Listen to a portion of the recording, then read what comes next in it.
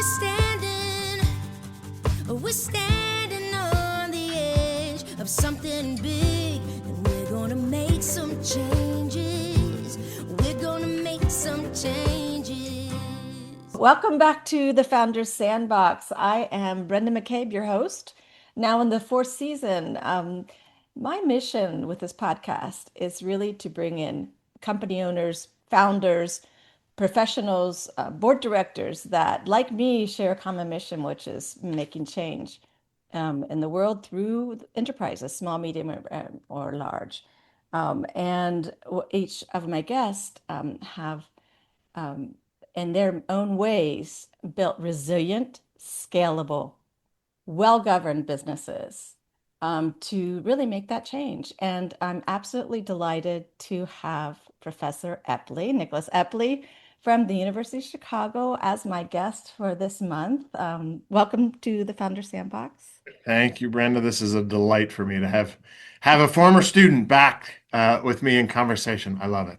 It's amazing. I've been pursuing you for at least 2 years, and Sorry, I kept getting delayed because of his writing a book. And yes. today we're going to talk about um, his new book that will be launching on May 19th, A Little More Social. So before we get into the material, I need to make a proper introduction, as I do to all my guests. All right. Okay. So Nicholas Eppoli, he is the John Templeton Keller Distinguished Service Professor of Behavioral Science and Faculty Director of the Roman Family Center for Decision Research at the University of Chicago Booth School of Business. He is an author. We'll get into some of his work today. And he has many other accolades that are just too many to go through here because we'll eat into valuable time. And he has back-to-back podcasts to announce his new book.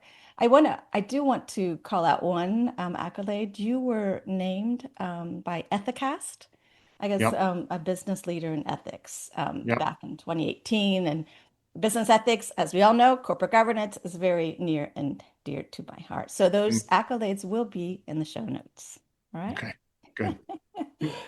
Um, and Dr. Epley, or Professor Epley, as I'll call you, all right? You study social cognition, how thinking people think about other thinking people, to understand why smart people so routinely misunderstand each other. He teaches an ethics and happiness course to MBA students called Designing a Good Life. I was an alumnus. I took your course back, I think in 2017, 2018. So you're going to be forever a professor to me. So, Okay.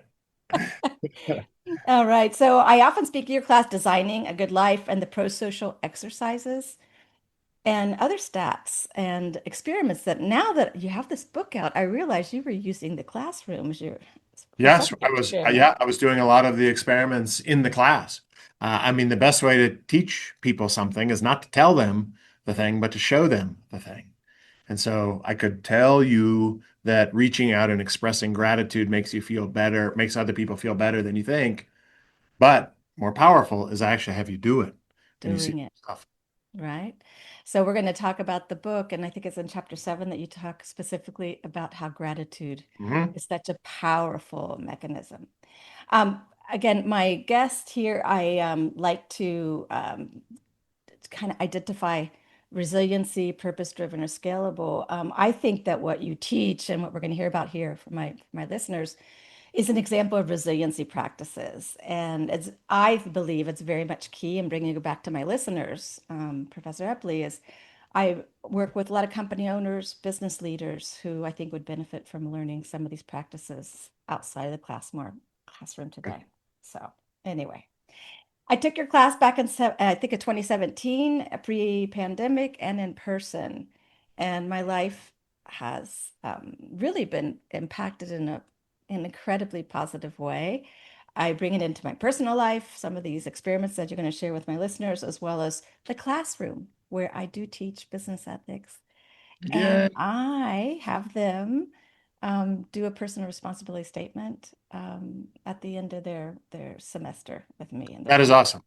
So That is again, accolades, thank you to you. So with my guests, I want you to make a little introduction and share your origin story. Why did you choose to become what's called a behavioral scientist Mm-hmm. in today's world? Mhm. Mm-hmm. So I won't make it too long. I do remember I got to college. I wanted to be I was a football player, college football player, small college, Division III at St. Olaf. I went to St. Olaf because I liked the football coach. I thought I was going to be a biologist. I took those classes. They were totally boring, but I took an intro psychology class, which was all Mhm. self-paced. It was supposed to take a semester to do. I was done with it about a third of the way through the semester. I just ate it all up. I went through it like wildfire, which I took as an indication that this is something I might be interested in. I started reaching out to faculty, started doing research, and one day, my early in my senior year in college, my undergraduate advisor grabbed a book down from the shelf and handed it to me and said, "I think you might find this to be interesting." It was Tom Gilovich's book, How We Know What Isn't So. And the book describes how the psychological processes that give us beliefs and expectations and opinions about the world, thoughts about other people, can often lead us astray, give us perceptions and beliefs that differ from the way the world actually is. And I found the work so fascinating. I read that book in a day. I took it and I went right through it. And I thought, that is the thing I want to do. I want to do research like that. I couldn't think of anything else more interesting to do than that. So I applied to a PhD program to Cornell University, which is where Tom is on the faculty. I applied to a bunch of others too. I was fortunate enough that I was waitlisted at Cornell. Somebody declined their offer, and I got in as a PhD student. And the rest then is kind of one lucky break after another, after another, after another, after another, things working out well, and me just following things that seemed interesting at the time. Mhm. Um, I was lucky to have Tom as a PhD advisor. We started Wow. working on really interesting things my first year there. Turns out we underestimate how positively others judge us when we do something that we're kind of embarrassed about. Other people cut us a lot more slack than we think. And Wow. Very young. that Mhm. interest in understanding, and in particular, understanding how well we understand the minds of others was something we were working on right away. And that interest just has grown and grown and grown and grown and grown. I've stopped thinking about other things. It's the only thing I kind of can think about. And the mistakes we make about the minds of other people are all around us and problematic. And so that's how I got here. Thank you for sharing that. And specifically at this time, in 2026. So how does the mind of a behavioral scientist work? What experiments do you whip up to test some of the hypotheses? All right. And Yeah. for your first book, right, there was some, right? That and the preface of your second book, you said that morning I decided to test a different approach. As a psychologist, I try to understand human behavior using experiments. But this time I decided to put myself into an experiment instead of ignoring the person who just sat down next to me. I would try to connect. Yeah. So how does yours? So one, I think the important thing about being a researcher, Yes. we're all researchers out there in the world in our own ways, right? So founders are starting companies and they're doing research constantly about what works and what doesn't. As Yes. a scientist, we get to run experiments that sometimes have a little more control over them than what you have out there in the world. But the Okay. thing that is common to both a scientist and a founder, or to almost anyone out there in the world, is that you ask why questions. And so as a scientist, it's not so much the experiments we conduct that are Yes. critical, although those are critical. The critical thing is that we look at the world in a slightly different way than others might, and therefore notice things that other people might not notice.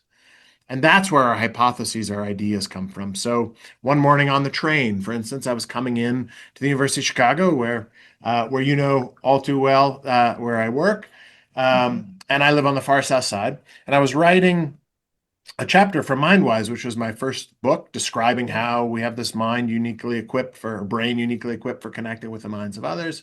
And I was describing how we often and why we misunderstand each other. And I was writing one of those chapters describing how we've got this brain uniquely equipped for connecting with others, made happier and healthier by connecting with others. And yet I was sitting on the train and I had this kind of eureka moment. Here we all were, and I've been doing this for years by now.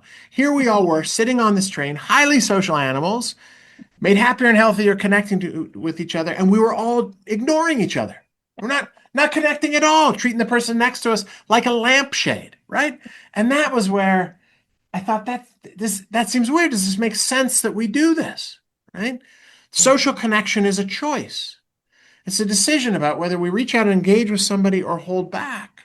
And that was the thing that I noticed. That was the perspective that other people might not have, is that that's a choice. And understanding that our perceptions are sometimes wrong, are miscalibrated, suggests that sometimes we can make those choices wrong, make them incorrectly or unwisely. And so that morning, I decided to enroll myself in an experiment. I had a woman come sit down next to me. I was probably at this time, I'm 51 right now. I was probably in my mid-30s, 35 or something like that at the time.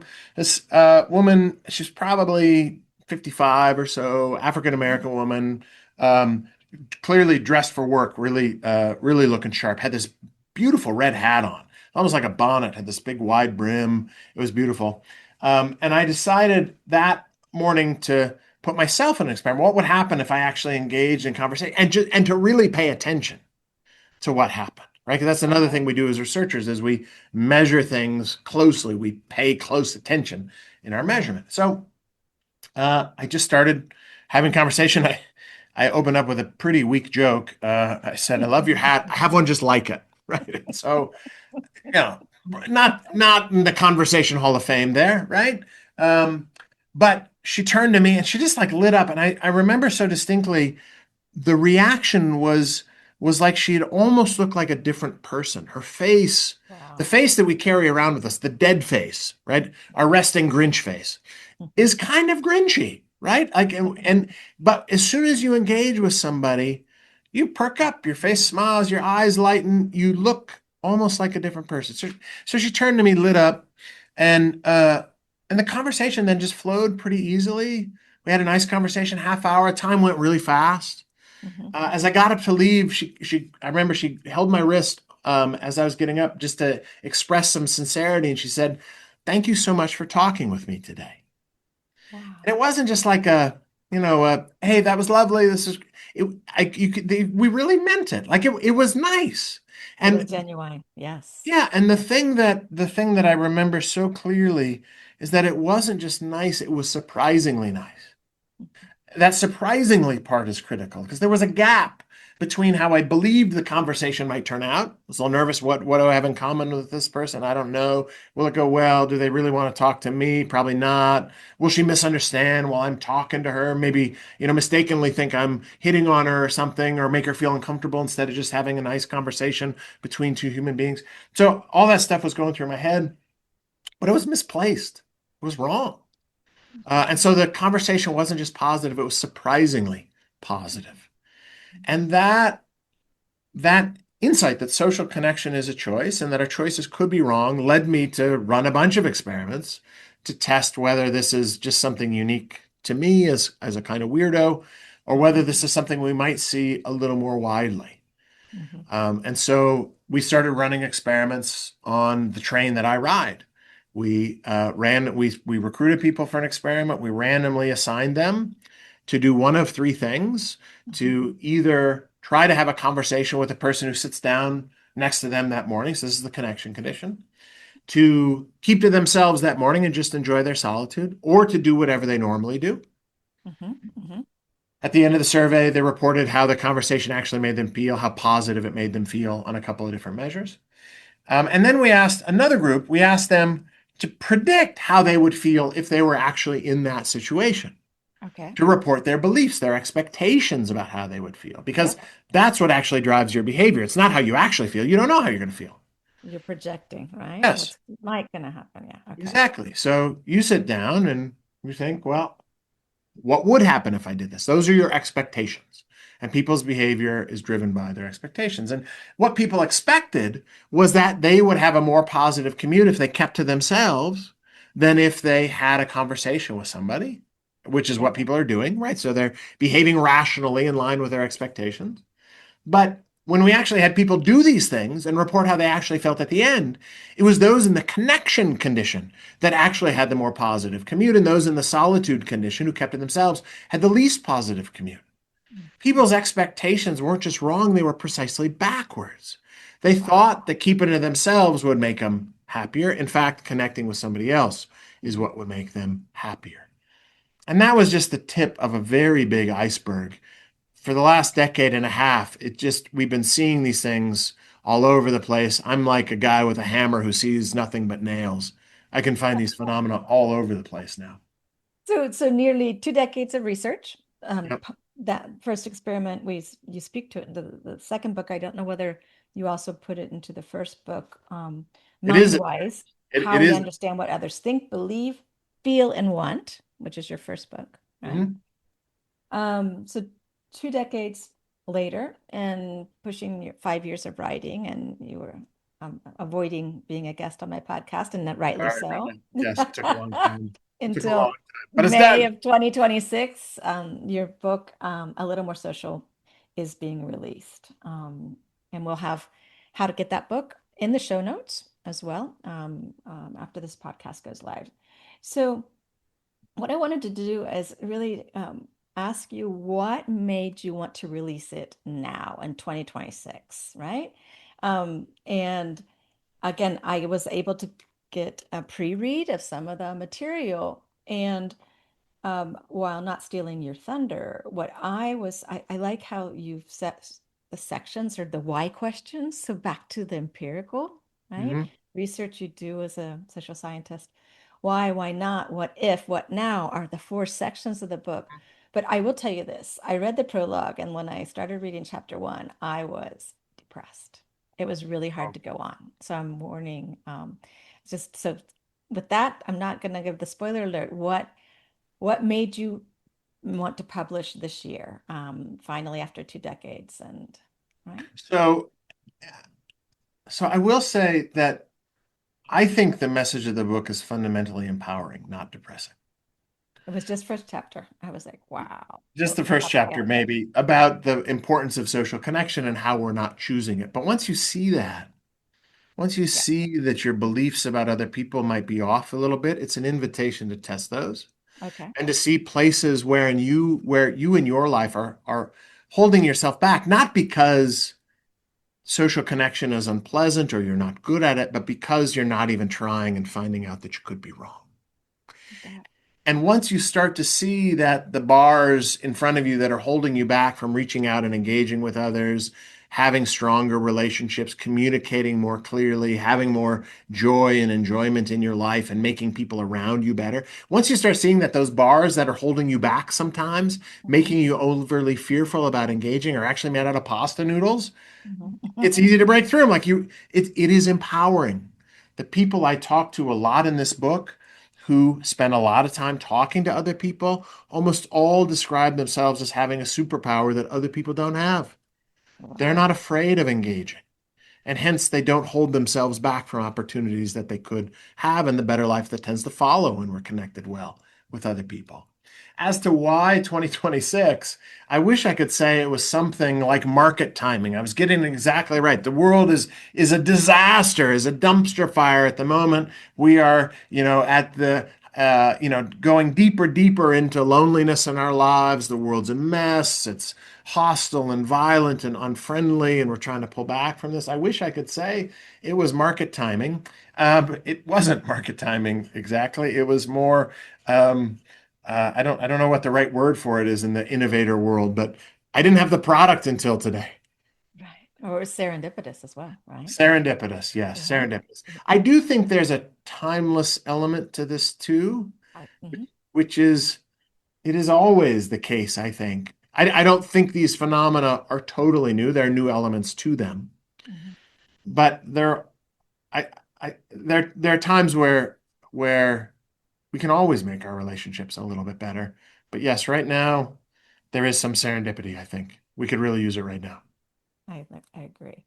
Tell me how mm, it is to make a choice. So we all are different human beings, right? Talk about the Yep. human being condition, right? We're very social, and some of us are more introverted than Yep. extroverted. Yep. So how, and with your book, how can we be more empowered to make that Yeah. choice, So right? I think the important insight from behavioral science here is that social connection and therefore the happiness and well-being and relationships that follow from that is to some extent a choice that we make. All social interactions that we have a choice over, you get to a point where you have to decide. I refer to it as the choice because I think it is arguably the most important choice we make over and over and over and over again, Yep. which is, do I reach out and engage with you or do I hold back? Right? And that choice, the choice shows up in lots of different forms. Do I talk with a stranger? Do I type to you or pick up the phone and talk to you? Do I ask deep and meaningful questions or do I hold back? Do I share this compliment or this feeling of gratitude or request for help or honest piece of advice for Mhm. you, honest feedback? Do I share those things or do I hold them back? So the choice masquerades in lots and lots of different ways, but at its core is this conflict between approaching, wanting to engage, and fear or avoidance, being nervous about it, right? And when both of those things are strong, we get approach avoidance conflicts where we'd like to do this thing, but we're nervous. I'd like to go up and talk to that other CEO I'd like to meet, but maybe they don't want to talk to me. That's approach avoidance conflict. What we find in our work is that, well, other researchers have found that these two systems in our brain are independent of each other. There's approach and avoidance. Is that Approach and avoidance. Yeah. okay? The Okay. factors that govern approach, the system that governs approach in our brain is different from the system that governs avoidance. Okay. That's how you can get both of them being very strong at the same time. They're not dynamic with each Yeah. other. They can operate independently. And when you don't have any interest to approach or any interest to avoid, then you're indifferent, right? You're indifferent. But the opposite of that is approach avoidance. And people do vary a little bit in the strength of these two motives, in what guides their choice. Extroverts tend, for instance, to have a little bit stronger approach orientation, or rather, a little less of the avoidance Okay. orientation. Mhm. Um, but I think the important insight is that what extroversion and introversion is really about is how you make the choice. And this is something that people, I think, routinely misunderstand about what personality actually is, or at least the Yeah. way we measure it as psychologists. I think that's the important thing. The way we often measure it as psychologists, it's not describing the type of person you are, it is describing the type of choices that you make. Uh-huh. So, for instance, people might often think that introverts and extroverts, they actually enjoy different things. That extroverts like talking to people, whereas introverts like talking to people less. Mhm. That turns out not to be quite right. When you put people in experiments and you actually have them talk, introverts and extroverts both enjoy talking to people, right?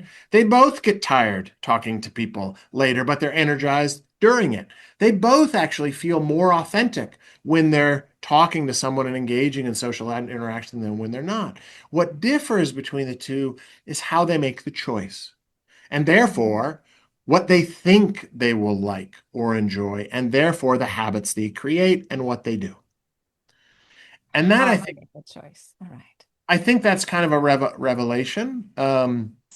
But psychologists have been discovering this for decades. So you go back to 1980 was the first published paper testing whether happiness or well-being was related to personality. Now, in theory, you wouldn't expect it to be, right? Extroverts like talking to No. people. Introverts like reading books and keeping to themselves, more quiet time, right? Enjoy Mhm. more solitude. Great. There should be no differences in happiness. We get what we want out of life. But that turns out not to be true. Mhm. Extroverts tend to feel more positive, have more positive affect, more happiness in their lives than introverts, full stop.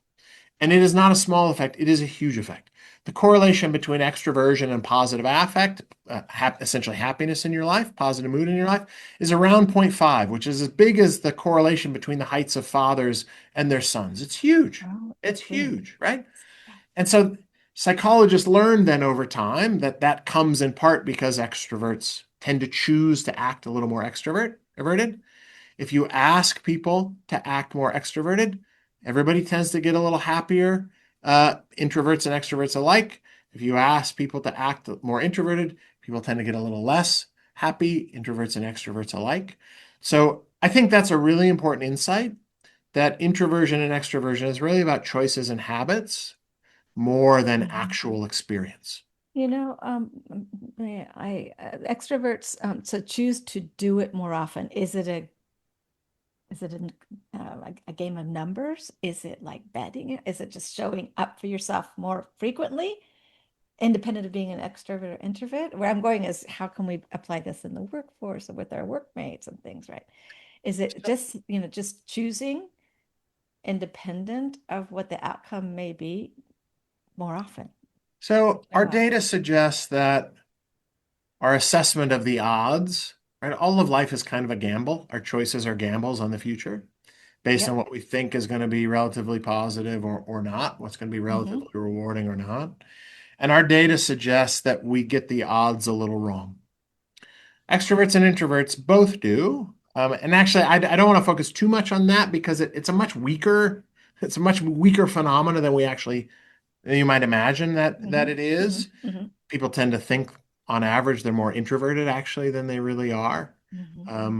Because extroversion is public, but introversion is private. So we all know our own private introverted side and makes us feel unique, more unique than we actually are. But I think our data suggests not that you go out and you talk to people all the time or you share every detail about yourself. It suggests we get the odds a little bit off. And so it suggests when it's easy, when it's possible to connect or to engage, or when you have a thought that you could share that you think might be positive. If you recognize that avoidance motivation is a little too strong, recognize you have to dial that back, that your first thought might be overly avoidant. Your second thought a lot of times might suggest, no, I'll give this a try. I'll give it a try, right? Yeah, I'll give it a try. I like that. Right? Yeah, what can we lose, right? So with that, why not, right? Part 2 of your book. Do you want to talk about a little bit about the how? Well, you've talked about the how connection, but hello, stranger. Really just making it happen. I don't know whether you can make an inference into the workplace. I would like you to do that for me. Yeah. Because we are human beings, and whether we work in hybrid, we're totally remote, or we are working back in the office, we get things done through interactions with our colleagues. And so how might your work and a little more social make our our interactions more empowering and just overall lifting up? I think our data suggests that you can look for times in your life where where there's kind of dead space or kind of gray space. Time where you could engage or connect with someone, but are choosing not to in ways that wouldn't take you away from something. That's a place to start, right? Like I'm on the train in the morning coming in. I'm just sitting there. Usually I'm not doing squat anyway. I'm, scrolling my phone or reading the news. I think it's really important, but come on. Sometimes we do things, but often we're not. And that's a place that's easy for me. Like I did this morning, I had a conversation with Brenda on my train.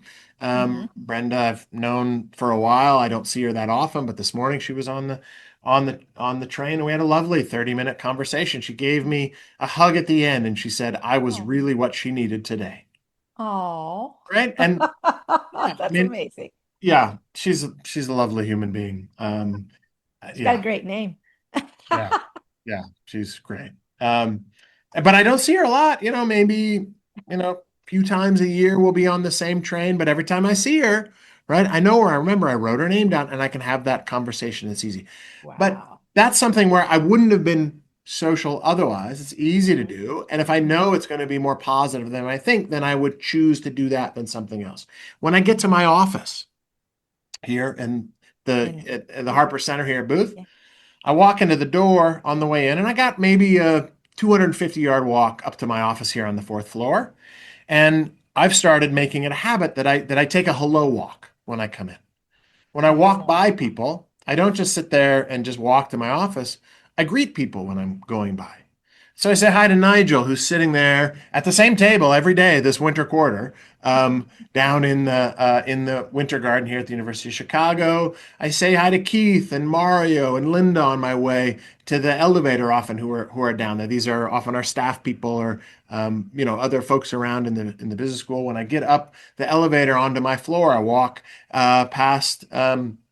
Jane's office and Eric's office, Emma's office, Virginia's office on my way. And I say hi to people, right? Hi, Eric. Hi, Jane. Hi, Emma. Morning, Virginia, when I go by. Now, it's not taking me a lot of time, right? It's not slowing me up from anything. It's not really interrupting them too much. They're just getting started with their day. But it makes that moment brighter, right? It makes that walk better. Virginia came by my office the other day. I've gotten to know her. She's one of our new junior faculty. She came by my office to talk about the book that I've been working on, to talk through, because she found that interesting. She's an economist. I don't think she'd have done that before if I hadn't said hi. Hello. It's been nice. Yes. So so there's small little initiatives. You just have to make the choice. they don't have to be massive things. There are many opportunities that are easy, that seem small to us. They end up being, I think, much, much bigger than we imagine them to be. And we just choose not to take them.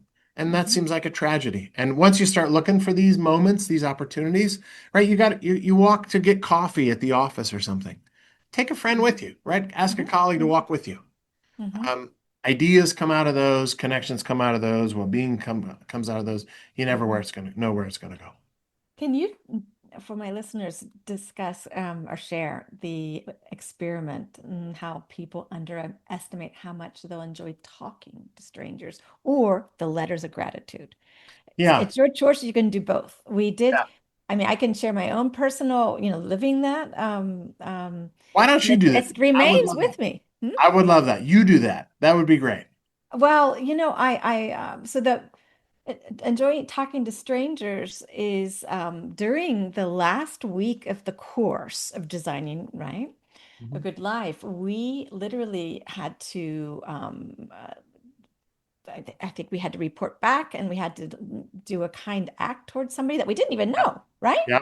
Yep. We were randomly assigned, or right? I think you were so I just Machiavellian, right? In that case, I asked you to go out and do a random act of kindness for somebody. Exactly, an act of kindness. And it was amazing that then the person reacted. And so it was an aha moment. Again, this was 7 years ago, 8 years ago. So I'm, drawing a blank, but I just recall it was an amazing experience. And we all kind of got to know each other's names. We were like 80 students in the classroom at that time. Another thing that I do recall with fondness is writing a thank you letter, a gratitude letter. Yeah. Yeah. And you gave us it was prior to getting to campus, we were to write a letter. We could actually share with you who we were writing that to or not. Yep. And that person had the opportunity to share with you what they felt or not. So it was kind of blind.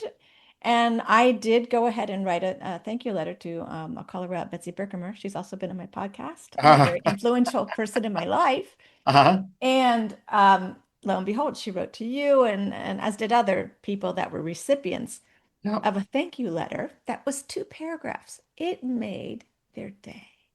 But the questions you asked, you had to get the guts up to write that letter, right? Because you had to really be touchy-feely and share a specific event for which you felt gratitude. So the choice to reach out and engage with other people or hold back crops up in lots of places. Wow. So one of the things we know as psychologists is if you want to have a good day, one thing to do is to think about somebody else who you really appreciate and feel grateful to, and make their day by writing a note to them and explaining why you feel grateful to them. What's interesting that here on the podcast, on the Founders Sandbox, this is major. Say that again. If you want to have a good day, reach out to somebody else and make them have a good day by explaining why you're grateful to them. What's interesting, though, is if you ask people, can you think about somebody you feel grateful to, but who, for whatever reason, you haven't reached out to express this? Almost everybody can right away think, oh, yeah, I can think of somebody. Why do those people exist? Why haven't you told them, right? There are lots of reasons why, but one is often it's going to be weird. Is this the It's gonna right be time? What am I going to say? Can I really put it into words, right? All of these, steel bars in front of us that we think are so powerful, but they turn out to be pasta noodles when you actually sit down to write them. So what I have you do in my class towards the end is I have you think about this person, sit okay. down, write a note to them, anticipate how they're going to feel, right? If you think that they're not going to, you underestimate how positive it's going to be for them, or you overestimate how awkward or weird it's going to be, right? That creates friction. That's a barrier to reaching out and engaging them. That's your avoidance voice shouting a little too loudly in your ear, that cringe voice that you shouldn't Mm-hmm. do this. Mm-hmm. And we can find out whether that's calibrated. So I had you predict how the recipient would feel, Yeah. how On a scale. the extent to which they'd be surprised Mm-hmm. to learn what you're grateful for, the extent to which they'd be surprised to receive it, how positive or negative they would feel, and also how awkward they would feel.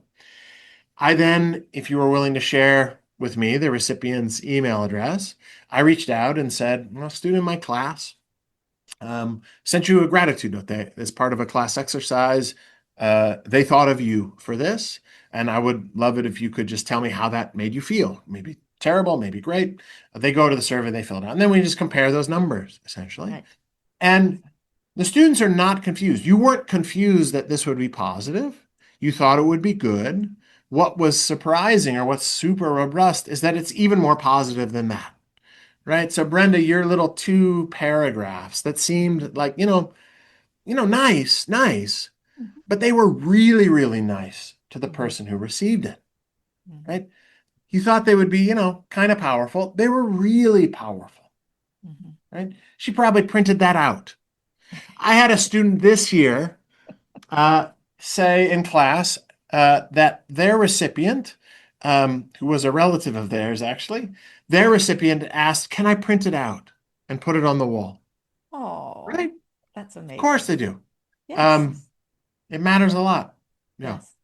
It's Just like surprisingly a lot. That's the important thing. surprisingly a lot. I mean, I could go on and on with more examples of the experiments that Professor Epley made us do in class that have marked my life. I use a lot of these things with my clients or even my students, and one of which is I do have the personal responsibility statement Yeah. that we wrote at the end of our time with you, and Hmm. it had to be short and sweet. You Yep. framed it, gave it to us. We want it. If we ever want to change it, we had, a beeline to Yep. you. You can send me a note. I'll change it for you. I'll send you a new one for sure.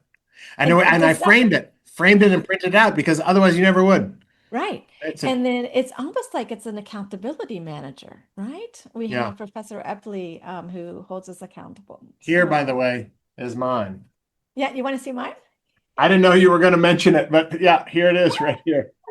Let me, yeah, mine's here. And actually, because I asked my students, oops, I don't know Oh, whether you see it too well. There we there it go. is. Yeah, Yeah, there it there's your is. signature. Sorry, because I have that screen. And yes, I even have some students that say, Professor McCabe, it's really hard for me to write mine. Would you share yours? And of course, I'll share it. Yeah. You may Mission. remember I put mine up in class. I showed you in the last class what mine was. Yeah. Yes, Yeah. yes. So, So the, yes, tell me. Yes, go on, please. the purpose of that is this is really about sustainability, I think, and resilience in organizations. That the business case for ethics, for being good out there, isn't just that it feels good, sometimes even surprisingly good, which is really what's in the book in a little more social, which I describe in lots of different ways. But the business case for ethics is really one about resilience and sustainability.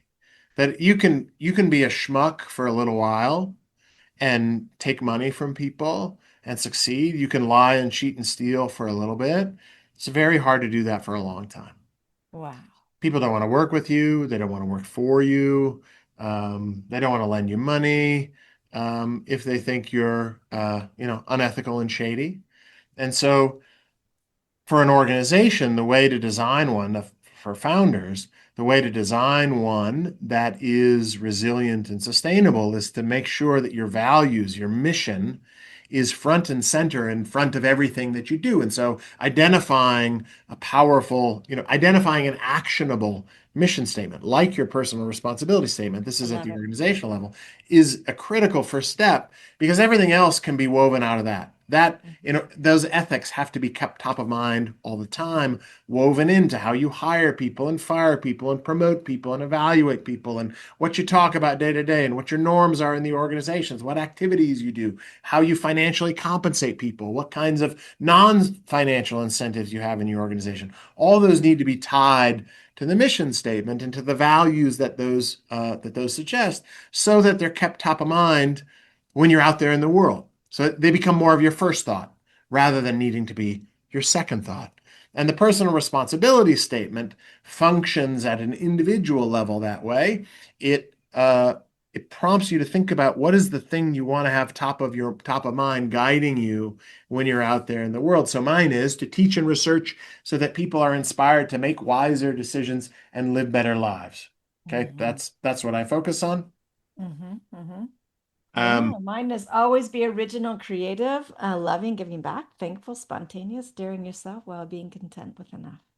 And my podcast is actually one of those creative outlets for me. nice. And now into my fourth season. It's been amazing. You know what I like with what I didn't see, wouldn't have seen when you wrote that, but do now, is the last part, being satisfied with enough. That's an important bit of self-compassion there, to Yes. recognize we do what we can do, nothing more, Yes. nothing less, and we Mhm. give it all we got, and that is enough. So the idea is that just like with a mission statement, if you can keep that top of mind guiding your behavior, you'll be a better organization if you design that well. Same thing is true for individuals. All right. Well, before we go to my last three questions, which is really the essence of what I do with Next Act Advisors, my consulting firm, around resilience, purpose, and scalable. I really wanted to give you an opportunity to let my listeners know how to connect with you. It will be in the show notes. And specifically, you do speaking. You're a keynote speaker, and, Yep. and you can be hired into firms. So can you Yep. uh, share a So little bit of how we can connect with you, and to what do you typically like to speak about when you are hired as a speaker? yeah, so I do a lot of public speaking, which I think of as just another avenue for teaching about our research, which I think is meaningful for people and can be very powerful. The speaking agency that I use is WSB. They're in Washington, D.C. They're fabulous people. Oh, And I can talk about a few things. I can talk about why we misunderstand each other and how to help people understand each other better, which is really about management and leadership, all of those essential skills. And then the work that I'm doing now about human sociality is really a lot about organizational culture, happiness, and learning. But a lot of it's about organizational culture, I think of wow. it as, Okay. and how we might, act in ways that don't optimize our culture in ways that make it sustainable or keep us resilient or keep us happy and motivated in our organization, or learning as much as we could. The Okay. individual stuff people also take out of this as well. The book is really written at the individual level for you Yeah. to think about yourself and your own life and why we might, just like we don't maybe exercise as much as we ought to, why you might not be as social as you could. Thankfully, exercising sucks. It's unpleasant. So we all know that. That's hard. But reaching out and Got to connecting do with it. other You're getting people, up there in age. I know, I know. Thank you. But reaching out and connecting with other people is positive. It's surprisingly positive. So that's an easy habit. That's an easy habit to make. So I talk a lot about how, where these barriers come from and what you can do in my presentations, what you can do to turn these into habits to make your life consistently better, resiliently better. Um, Nice. and then for Um, connecting with me, I do use LinkedIn. I don't use a lot of social media because it makes me miserable. Um, but I have been having fun a little bit recently using LinkedIn, so that's a mhm. way. But you can also email me. That's probably the easiest way. All right. So Yeah. all of this will be in the show notes, and your book, A Little More Social, will be released on May 19th. There'll be a launch party, I believe. It's available on Amazon and Bookshop, and you have your own website. So again, this will be provided in the show notes. Well, I like to do a round the robin lightning question Uh-huh. to my guest. All of my guests get to answer three questions. Okay. I'm passionate about resilience, purpose, and scalable or sustainable. And so I'd like to ask you, Professor Epley, what does resilience mean to you? It means being able to accept the negative things that happen in our life by continuing to carry on with it. Mhm. So one habit that I've picked up, I don't remember that I actually did it deliberately. I sign off all of my emails, typically, not always, but usually, and I type these out. This isn't like a form with onward. Um, Oh, I've and seen it. Your and email. it's kind of a mantra I keep in my mind. Research is hard. There's a lot of failure. There's a lot of frustration. Writing papers is hard. Getting published is hard. Speaking is hard. Teaching is hard. It's all hard stuff. I mean, we're all doing lots of hard things, but there are those hard things.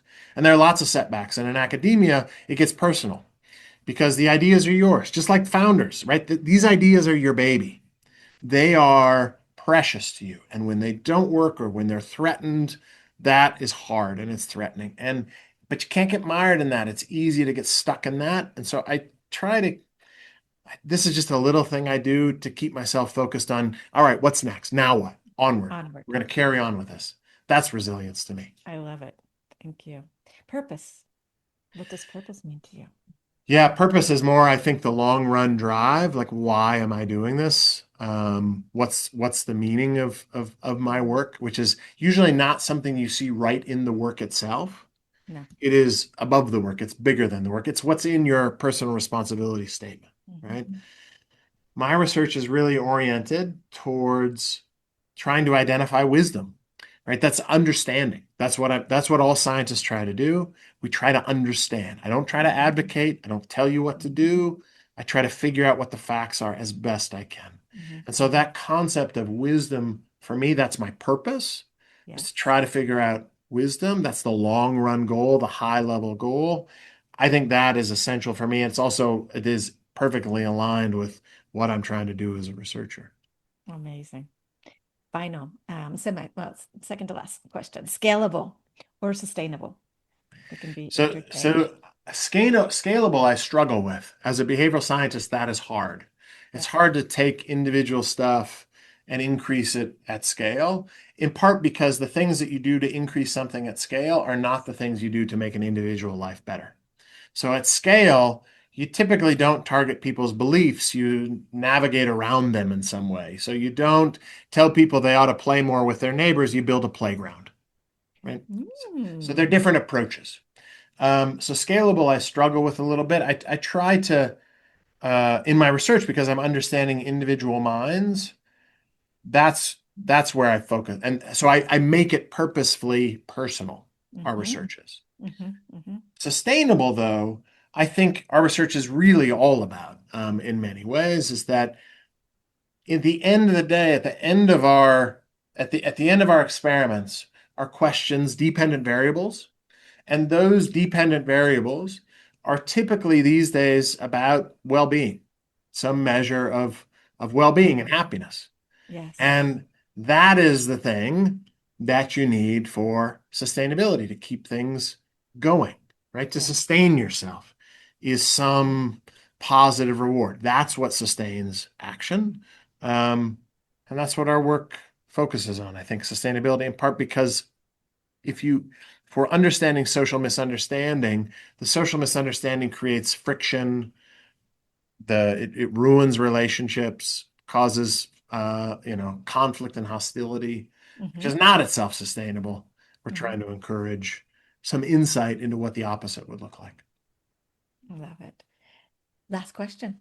Professor Epley, did you have fun in the sandbox today? I It's built very this for fun. you, Yeah, eh? it's great. It's great seeing you, Brenda. Makes me regret I didn't do it the other times you asked, but it is a lot of work to write a book. Yeah. It is exhausting.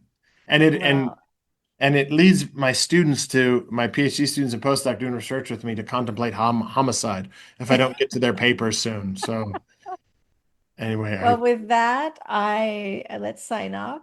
You did enjoy yourself. To my listeners, if you like this episode with Professor Epley, Nicholas Epley, sign up for the monthly release where founders, business owners, and professionals share their own experiences on building scalable, resilient, purpose-driven organizations, profits for good, and making the world a better place. So thank you. Until next month.